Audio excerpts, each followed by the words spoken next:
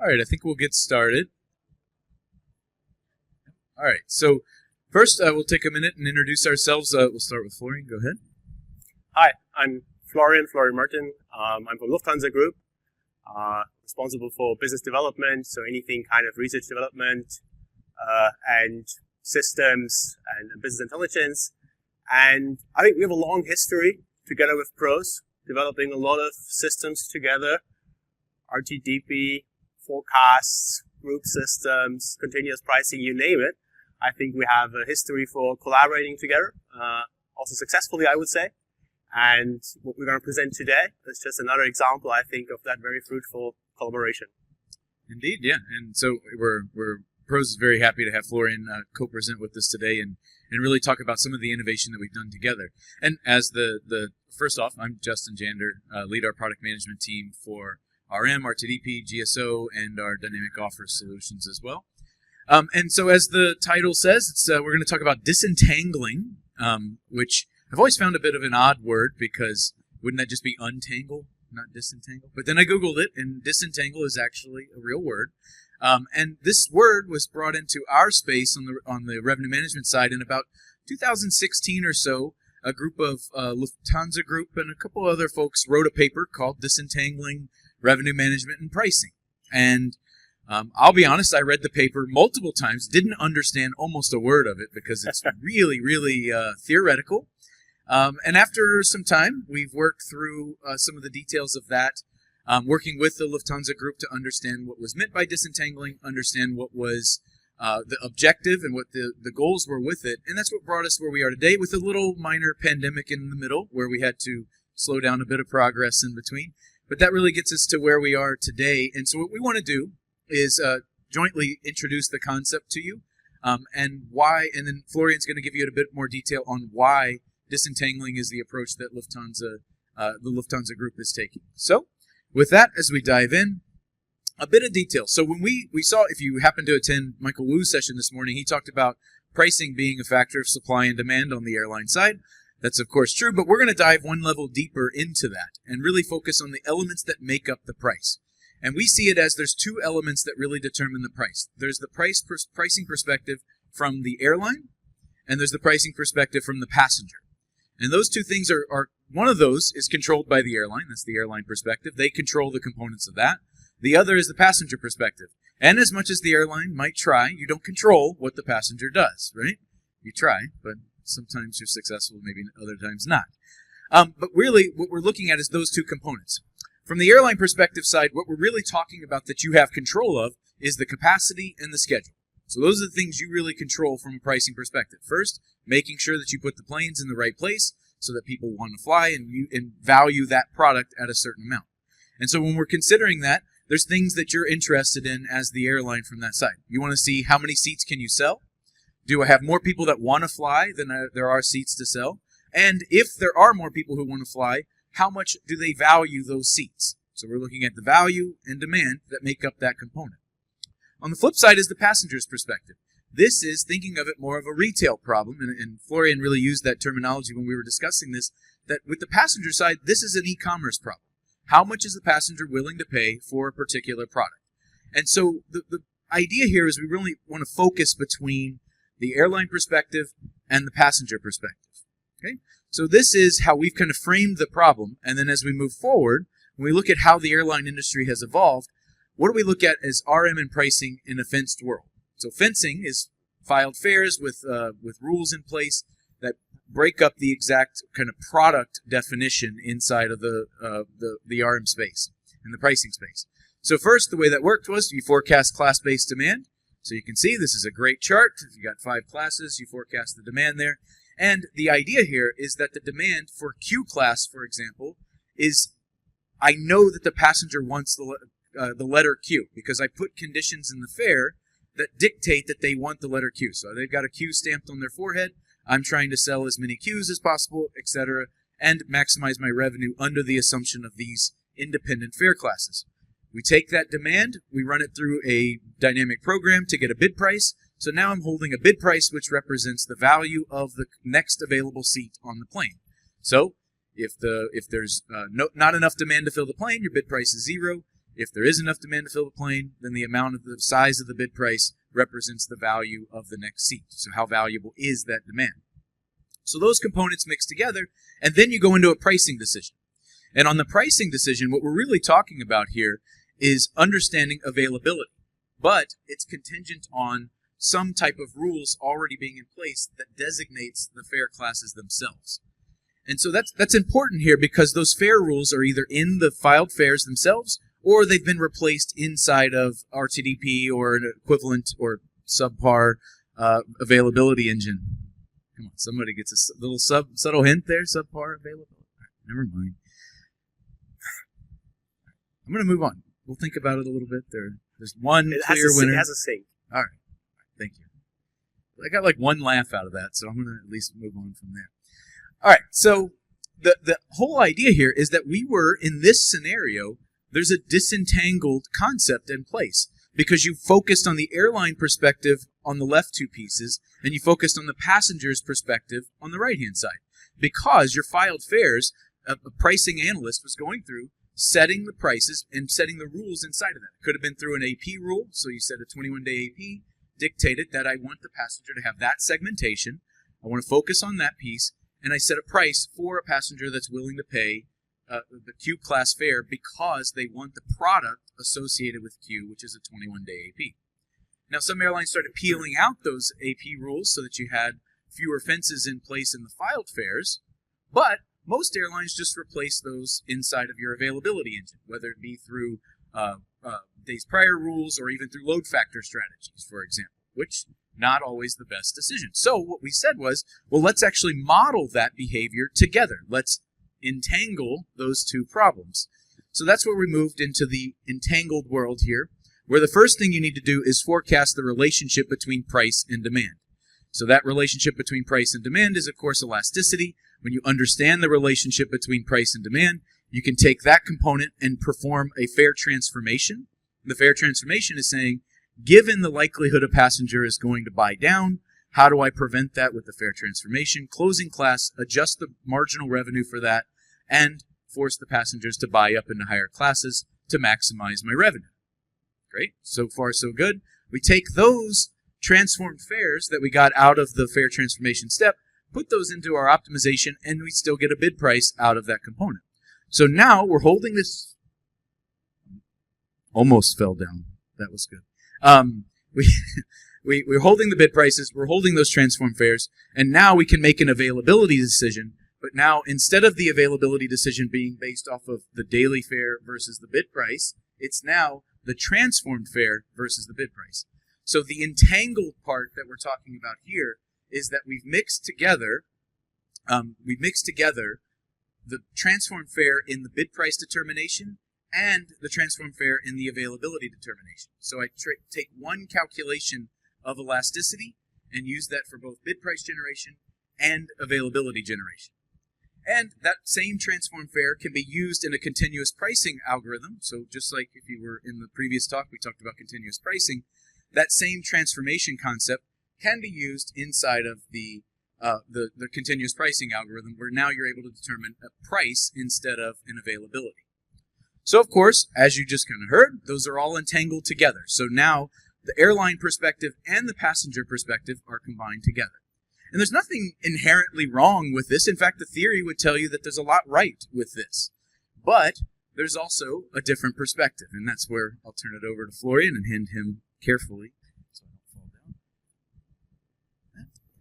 Yeah, I mean, as you said, there's absolutely nothing wrong with that per se. It's absolutely valid. I think it often also comes out of an enhanced focus on an OD perspective, right? When we had originally lag level controls perfectly fenced, there was low transversal shares, you didn't have much control over single passenger streams.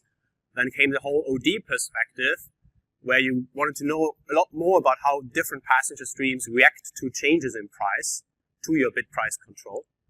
And of course, you know, if you clump everything together, you end up in this entangled setup, but that's fine, unless you want to have a very sophisticated OD steering in place, I would say.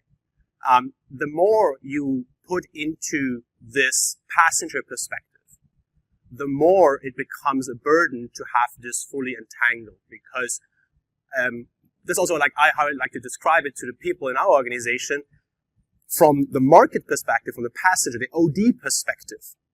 It's about the passengers. It's about their attributes, what they want to buy, their willingness to pay, their preferences. It's about their purchase decision. But this is completely independent from all the complexity that you face as an airline. The fact that you're operating a huge network of thousands of flights that are all interconnected because they share the same passenger streams. The fact that we sell these seats over a long time frame of up to a year, which creates all these temporal dynamics. You as a passenger don't care about all this complexity. You are having a certain willingness to pay towards a certain product to get from A to B in a certain condition, and that's what you're interested in, and that determines what you're willing to pay.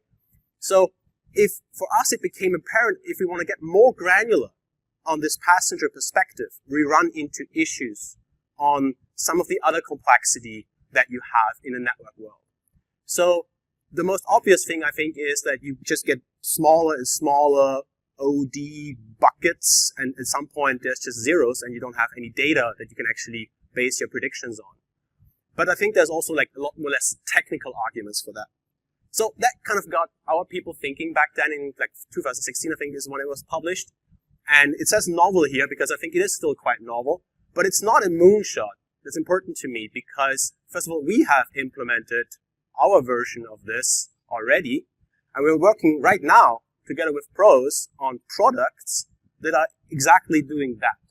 So we're not talking about an idea 10 years plus down the road. We're really talking about something that is happening now. And basically, our idea is to say, well,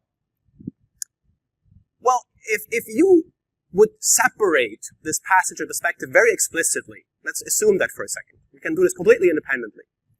Well, what is actually then the challenge that is left on the capacity side? Well, we don't need an OD perspective anymore because that is a market passenger thing.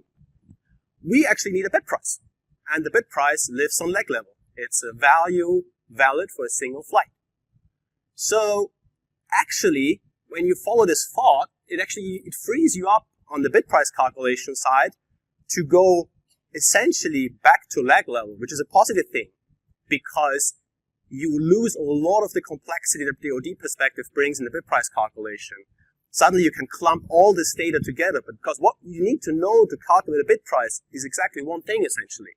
You need to know if you are, let's say, 100 days before departure, if you charge $100, how many people are going to come on average.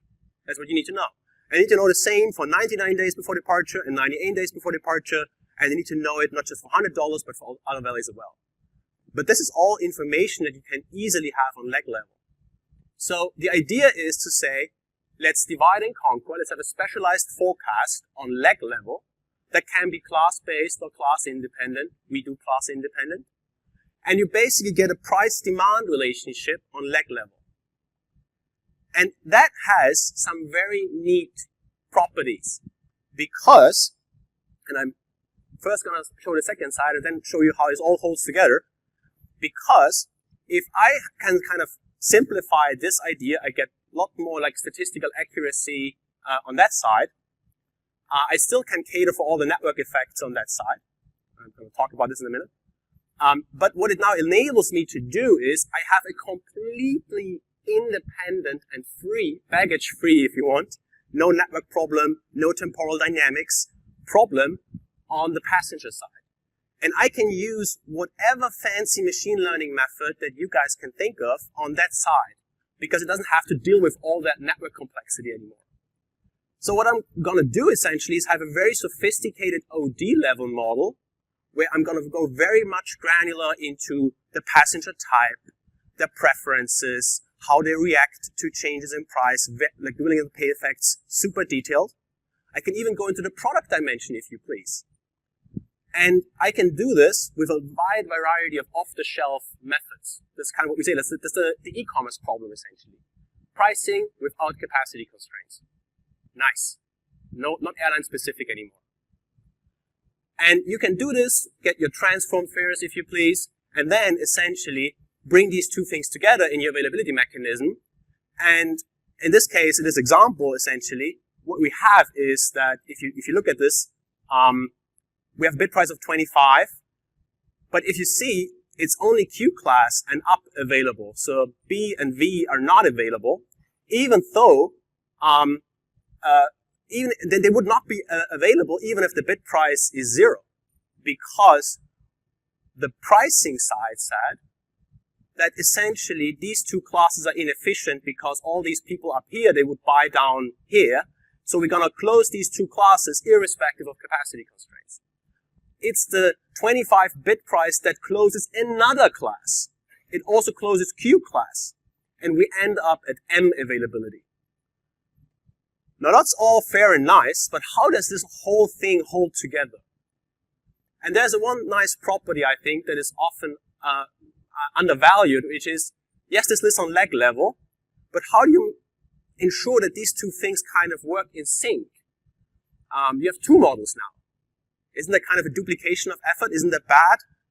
Well, I would say AI has learned us one thing. Sophisticated strategies don't have to be one monolithic model. It's in the smart orchestration of models where you can really, as Michael Wu said beautifully, they get the best of both worlds.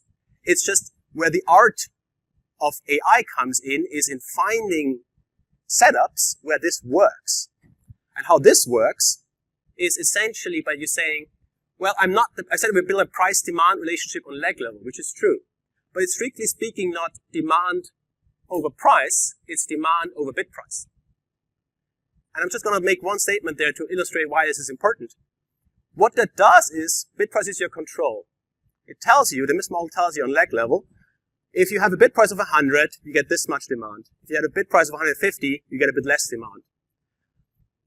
What it basically doesn't tell you what happens on the customer end price side. It just tells you what happens between your control and the customer reaction. And in between, there's the whole pricing side.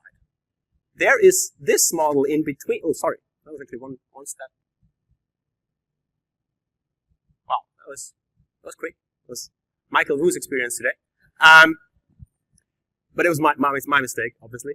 I just want to say that what you have here essentially is this whole side is treated as a black box on that level.